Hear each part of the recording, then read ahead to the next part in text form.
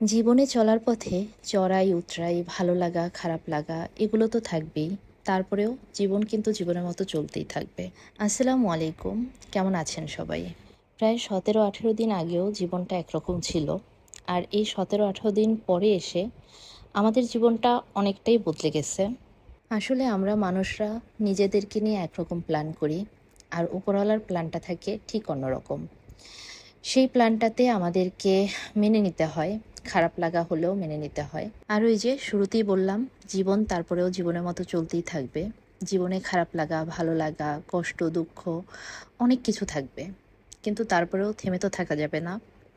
সকালে ঘুম থেকে উঠে আজকে 4 পাউরুটি খেয়ে নিয়েছি, আর এরপরে একটু ভাজি করতে চলে আসলাম। এখানে একটা মিক্সড ভাজি করছিলাম, মানে মিক্সড ভাজি বলতে পটল আর আলু ভাজি করছিলাম একসাথে। তো দুপুরের রান্নাবান্না ইদানিং হচ্ছে আমাকে সকাল 9টা 9:30টার মধ্যেই করে ফেলতে হয়, কারণ এরপরে না একদমই গ্যাস থাকে না। আর গ্যাস না থাকলে তখন আসলে রান্না করাটা কিভাবে রান্না করব বলেন, তখন তো রান্না করার পসিবল হয় না।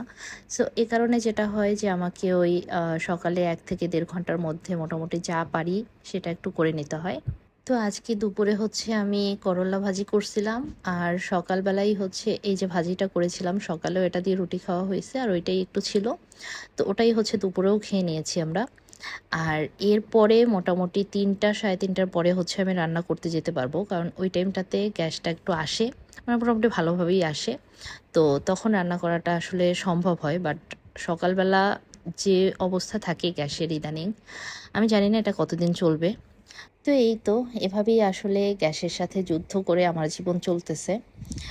আর এদিকে হচ্ছে আমি বিছানাটা তুলি, প্রতিদিন উঠে আমি হচ্ছে সকালেই বিছানা গোছাই, আর আমার ছেলে তারপর সারা ঘরে হচ্ছে তার খেলনা ছড়াই ছিটাই রাখে।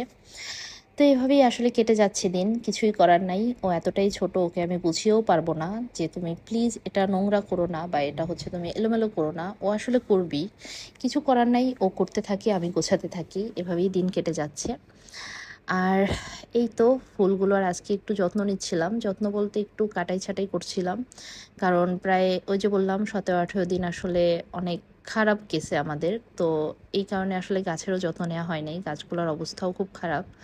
তো আজকে একটু হচ্ছে হালকা ছাঁটাই করে দিচ্ছিলাম। আর এটা করলে কি হয় জানেন তো, এটা করলে না অনেক সুন্দর করে হচ্ছে পরবর্তীতে ফুল আসে, অনেক ফুল আসে, ডালপালা হয়।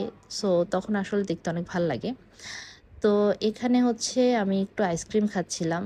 আর ঠান্ডা, মানে সরি, গরমের মধ্যে আসলে আইসক্রিম খেতে ভালোই লাগে, বাট প্রবলেম যেটা হয় এরপরে আমার আসলে কাশি হয়ে গেছিলো। যাই হোক, তো এভাবেই আসলে দিনগুলো কেটে যাচ্ছে। ভাবলাম আজকে একটা একটু বড় ভিডিও আপনাদের সাথে শেয়ার করি, এমনিতে তো সবই ছোট ছোট ভিডিও শেয়ার করা হয়।